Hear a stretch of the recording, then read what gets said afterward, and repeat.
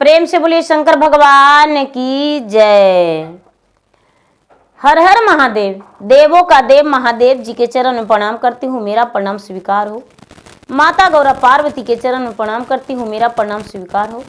गणपति ललनमा के चरण में प्रणाम करती हूँ। शाह भरेंद्र भैया के चरण में प्रणाम करती हूँ। नीलम दीदी के चरण में प्रणाम करती हूँ, मेरा प्रणाम स्वीकार हो। गुरु भाई बहना, मैं एक कथा सुनाने जा रही हूँ। इस कथा को पूरा सुनिए और रहस्य जानिए। आदि नहीं, आदि सुनने में शिव गुरु का अपमान होती है, पूरा सुनने में भगवान दया करते हैं, कृपा करते हैं, पुत्रों की रक्षा करते हैं। इसलिए कथा को पूरा सुनिए और रहस्य जानिए। इस कथा को सुनने से पूरा जीवन में कभी दुख नहीं आएगा, हर समय सारा दिन सुखी जीवन बीतेगा। इसलिए कथा को पूरा सुनिए और रहस्य जानिए। हर हर महादेव, घर घर महादेव।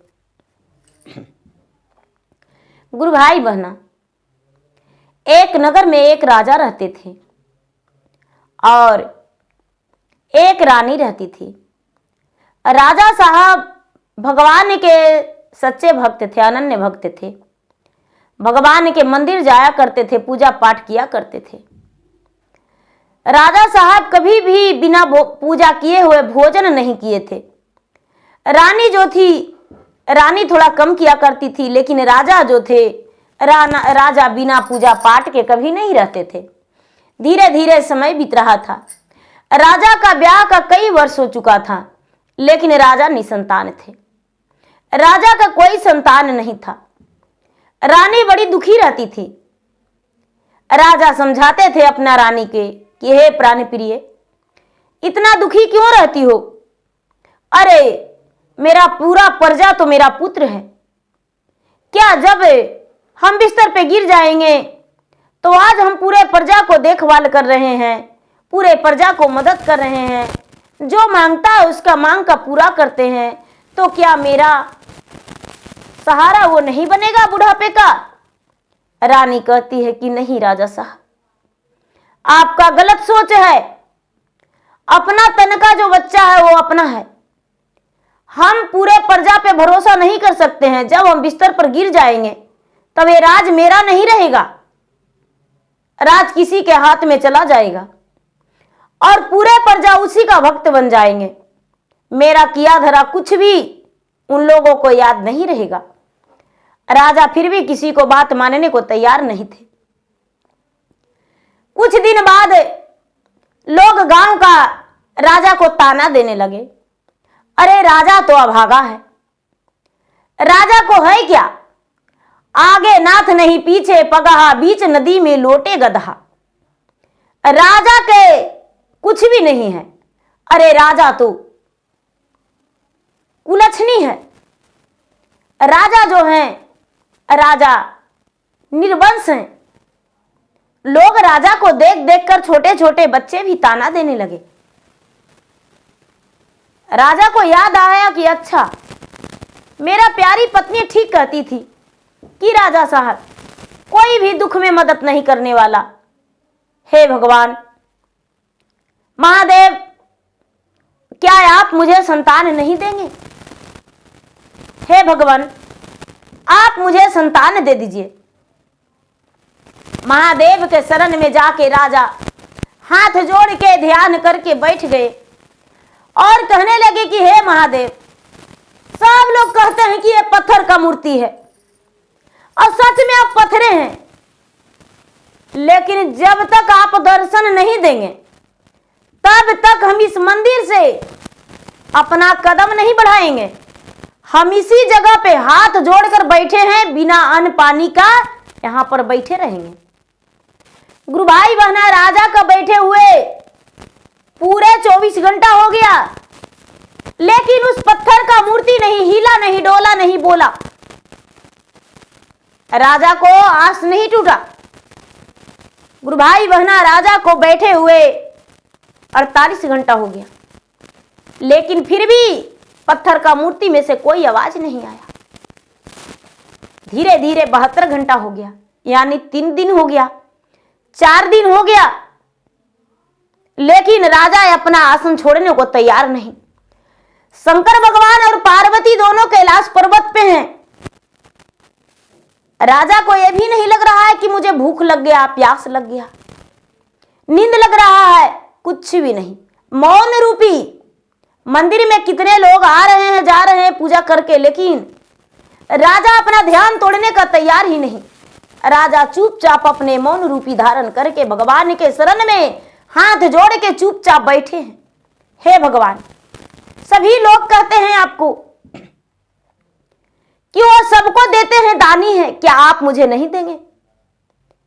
ना यहां कुछ भी तो कह दीजिए। शंकर भगवान पार्वती दोनों कैलाश पर्वत पे हैं, बैठ के चारों तरफ देख रहे हैं। तभी पार्वती कहते हैं कि हे स्वामी, देखिए एक राजा है, कितना आपका बड़ा भक्त है, कितना भक्ति करता है, कितना पूजा करता है, लेकिन वो निसंतान है। यदि उसको एक संतान भी दे देते तो दुखी नहीं रहता। शंकर भगवान कहते हैं कि हां देवी, ये तो सत्य है। शंकर भगवान गए ब्रह्मा जी के पास। दीदी, राजा जो थे, राजा मंदिर में बैठे थे, शंकर भगवान पार्वती कैलाश पर्वत से देख रहे हैं। और जब कैलाश पर्वत से देख रहे हैं तो पार्वती कहते हैं कि हे महाराज, हे महादेव, आपका एक अनन्य भक्त, सच्चा भक्त दिल खोल के पूजा करता है, आपको दिल खोल के अपने दिल में बसा के आपको रखता है, लेकिन आप उस पर थोड़ा सा भी दया नहीं किए, थोड़ा सा भी रहम नहीं किए, कृपा नहीं किए। आप जो हैं अंधे हैं, जिसको 7 बेटा है उसको और बेटा दे रहे हैं, जिसको 12 संतान है उसको और संतान दे रहे हैं, लेकिन जिसको एकदम नहीं है उसको तो कुछ नहीं दे रहे हैं। शंकर भगवान कहते हैं कि हाँ देवी, आप ठीक ही कहते हैं। ठीक है, आप जब ऐसा कहते हैं तो हम जा रहे हैं ब्रह्मा जी के पास। शंकर भगवान चले गए ब्रह्मा जी के पास। ब्रह्मा जी से कहते हैं कि हे ब्रह्मा जी, पृथ्वी पे एक राजा है, उसका नाम धर्मवीर है।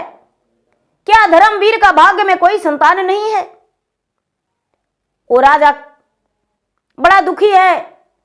आज 5 दिन से लगातार मंदिर में बैठकर आस लगाए, हाथ जोड़कर मौन रूपी धारण करके, अंजल त्याग करके बैठा हुआ है। ऐसा बात सुनकर ब्रह्मा जी उसके कल के बारे में देखने लगे। जब कल के बारे में देखने लगे तो कहते हैं कि माफ करिए शंकर, क्योंकि हम आपके इस बारे में कोई मदद नहीं कर सकते।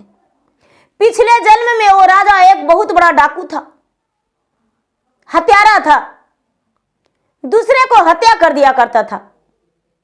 चोरी लवारी उसका ही काम था। एक पुण्य का काम किया था।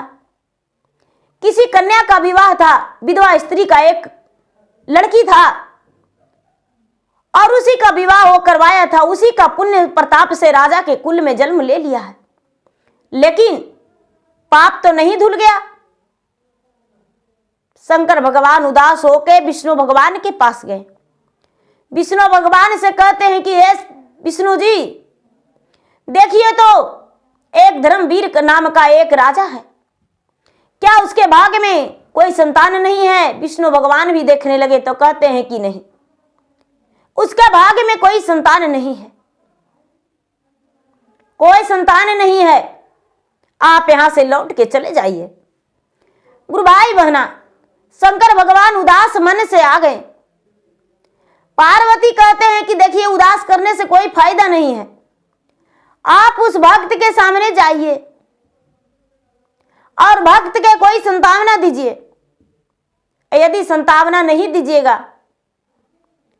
तो भक्त जो है वो आपके नाम पे मर जाएगा, और यदि मंदिर में मर जाएगा तो आपका नाम का कोई जाप नहीं करेगा, कोई पूजा नहीं करेगा, इसलिए आप जाइए। शंकर भगवान ये एक योगी का रूप धर लिए और उसी मंदिर में गए। राजा तो सच्चा भक्त था। शंकर भगवान का मंदिर में कदम रखते ही राजा अपने आंख खोल दिया और उस योगी के शरण में गिर गया, पांव पे गिर गया। और राजा कहने लगा कि हे बाबा, आप ही मेरे माता हैं, आप ही मेरे पिता हैं, आप ही मेरे गुरु हैं, आप ही मेरा महादेव हैं। क्या मेरा भाग्य में कोई संतान नहीं?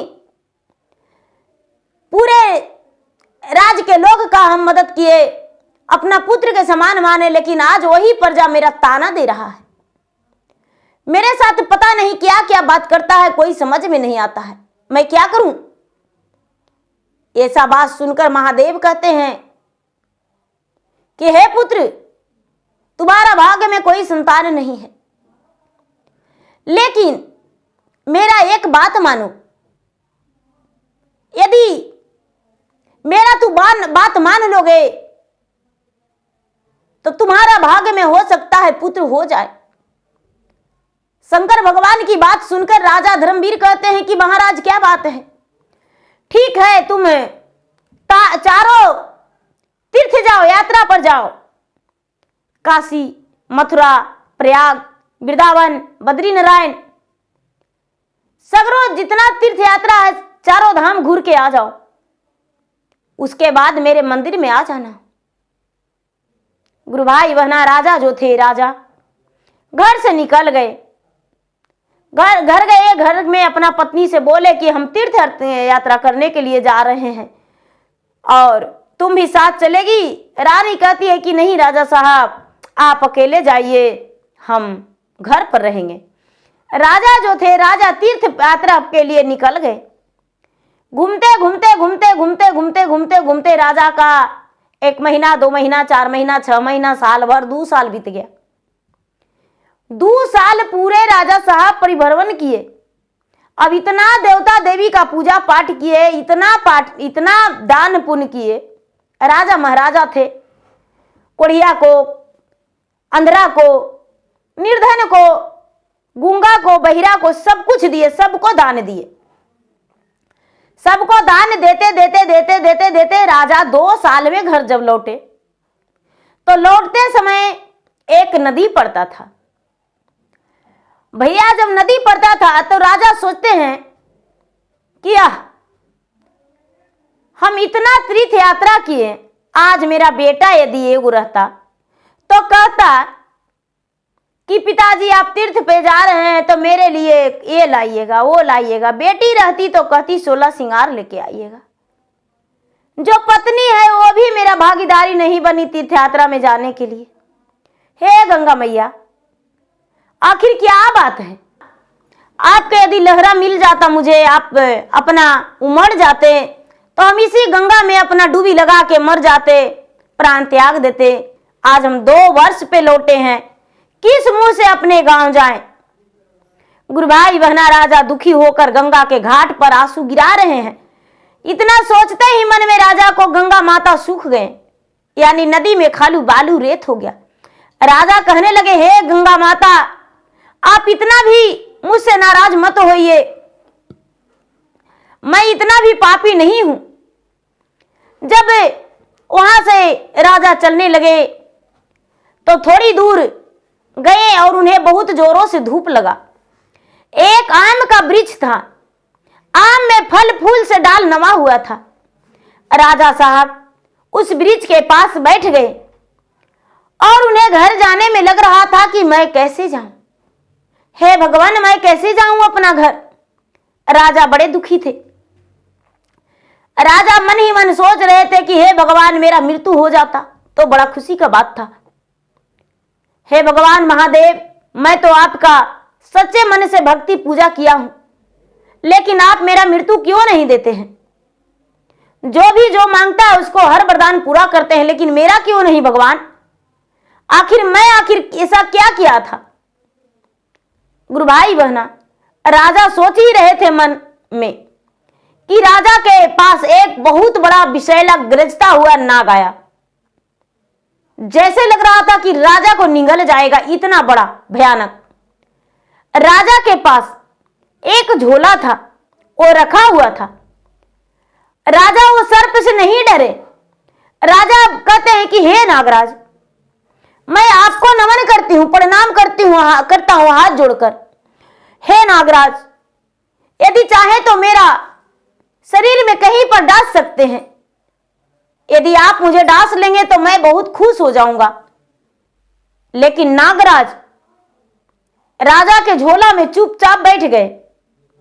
और जब राजा का झोला में बैठ गए तो राजा खुशी खुशी उस झोला को उठा लिए और झोला को उठा लिए और चलने लगे।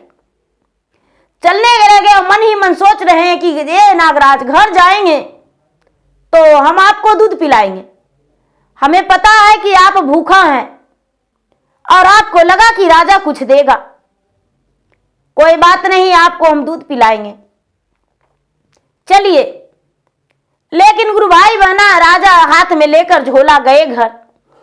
घर जाते ही उनकी पत्नी जो रानी थी वो देखी कि मेरे पति आ गए हैं, लोटे में पानी लेकर और खड़ी हो गई। राजा कहते हैं लोटे का पानी धर दो और लो मेरे पास ये थैली है, ये थैली को खोलना नहीं। राजा को लग रहा है कि मेरा पत्नी को डांस लेगा, ये थैली को खोलना नहीं, थैली को चुपचाप मेरे कमरे में धर देना। राजा को लगा कि पैर हाथ धोकर दूध नागराज को पिला देंगे।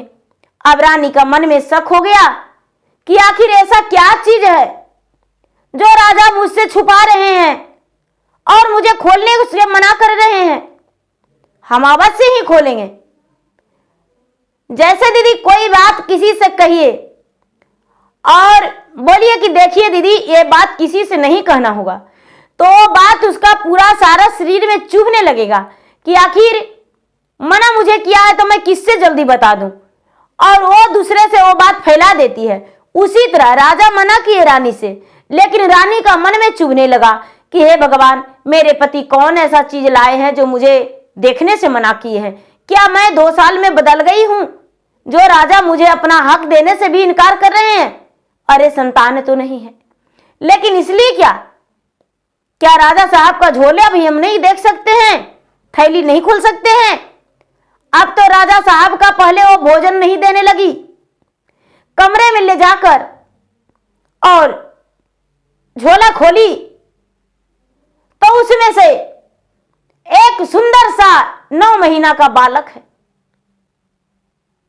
9 महीना का बालक है। रानी बड़ी जोर से चिल्लाई, राजा साहब, राजा साहब, जल्दी से आप अंदर आइए। जब राजा गए तो रानी डांट के कहती है कि आपका थोड़ा सा भी किसी प्रकार के मन में नहीं ख्याल आया, कुछ नहीं सोचे समझे? अरे इतना पापी कैसे बन सकते हैं? राजा कहते हैं क्या हुआ, क्या हुआ? दूसरे को बच्चे को झोला में बंद करके ले आए। राजा कहते हैं कि नहीं प्रिय, हम किसी का बच्चे का झोला में बंद करके नहीं लाए। अरे नदी के पास हम स्नान किए, वहां से उठे तो आम के वृक्ष के पास बैठ गए और एक नाग आया और मेरा झोला में बैठ गया। रानी कहती है सच? तो हाँ। गुरु भाई बहना रानी झट से गौ का दूध लाई और उस बच्चा को पिलाने लगी, लेकिन वो बच्चा गौ का दूध के लिए मुख भी नहीं खोली। गौ का दूध के लिए मुख भी नहीं खोली। अब रानी व्याकुल है। रानी व्याकुल है कि हे भगवान, इस बच्चा को हम क्या पिलाएं, क्या खिलाएं, कैसे इसका परवरिश करेंगे। उनके घर में दाई थी कितना, वो बोलती है कि हे रानी साहब, लाइए, हम ललकोर हैं, मेरा बच्चा तो 4 महीना के है, लाइए इस बच्चा को हम दूध पिला देते हैं।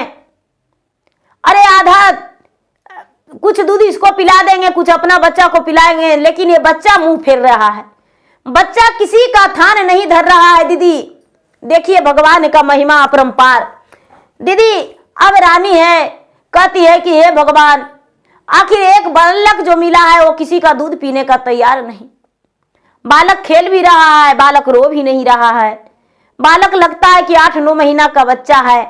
हे भगवान, अब हम क्या करें? राजा जो है राजा महादेव के मंदिर चल गए।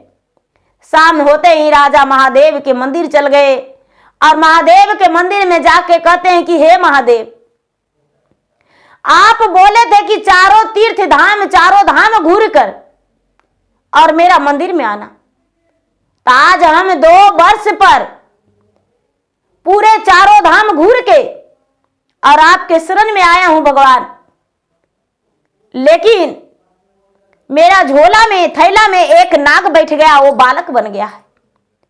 ये क्या चमत्कार है? या तो फिर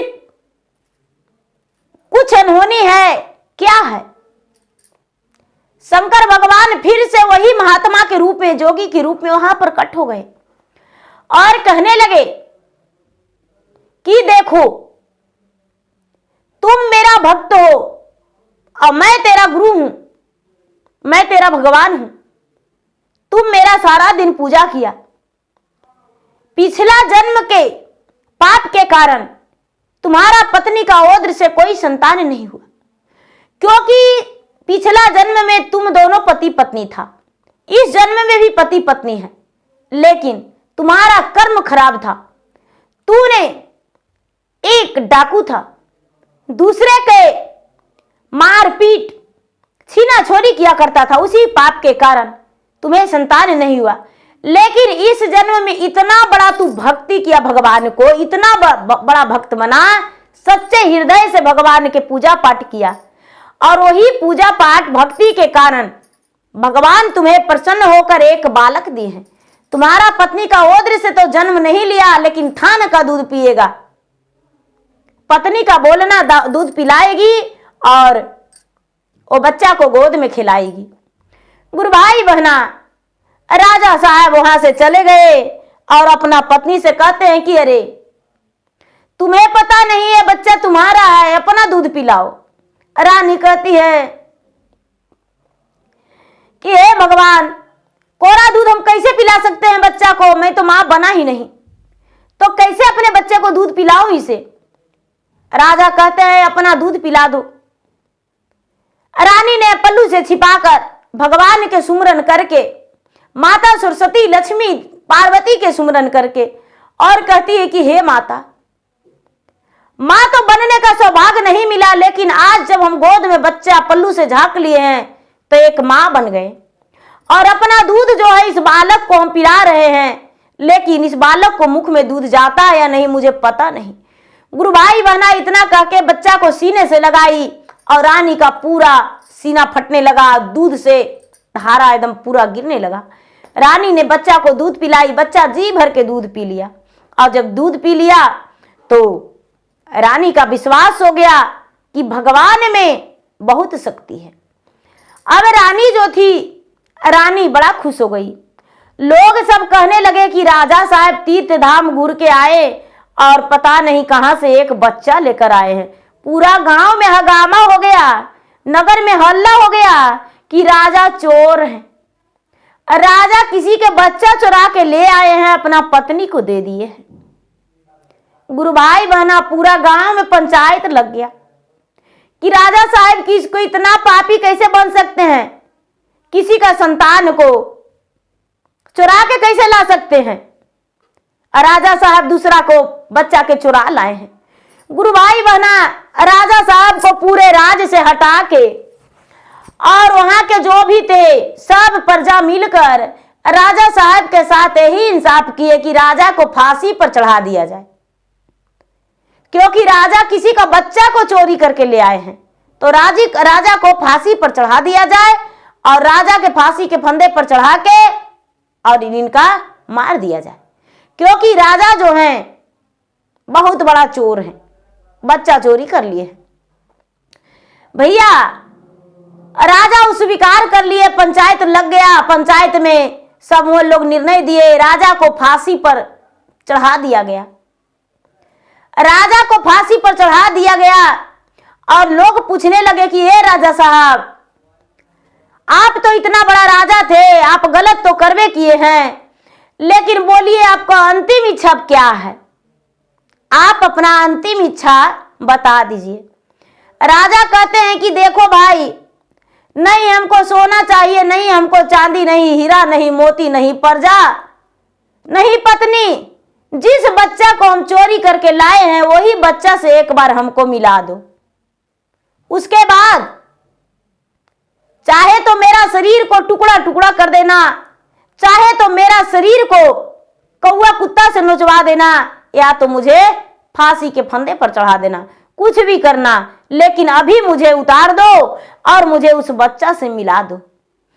भैया पंचायत का लोग कहने लगे कि राजा साहब को हाथ में रस्सा लगा दो, पांव में बेरिया लगा दो और बच्चा के बुला दो।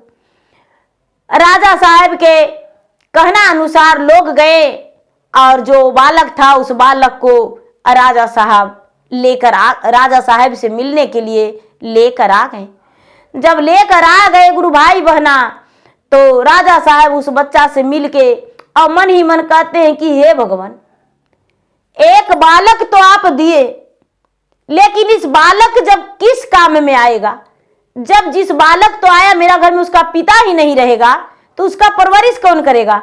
नाम इसको कौन देगा? अब तो ये बच्चा भी अभागा बन जाएगा। हे महादेव, इससे अच्छा तो हम निसंताने भला थे, हमको संतान नहीं देते तो वही अच्छा था।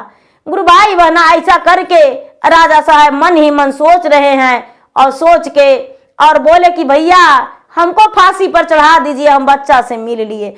बच्चा जो था, बच्चा को वहां पर लोग सुला दिए और राजा को फांसी के सूली पर चढ़ाने लगे।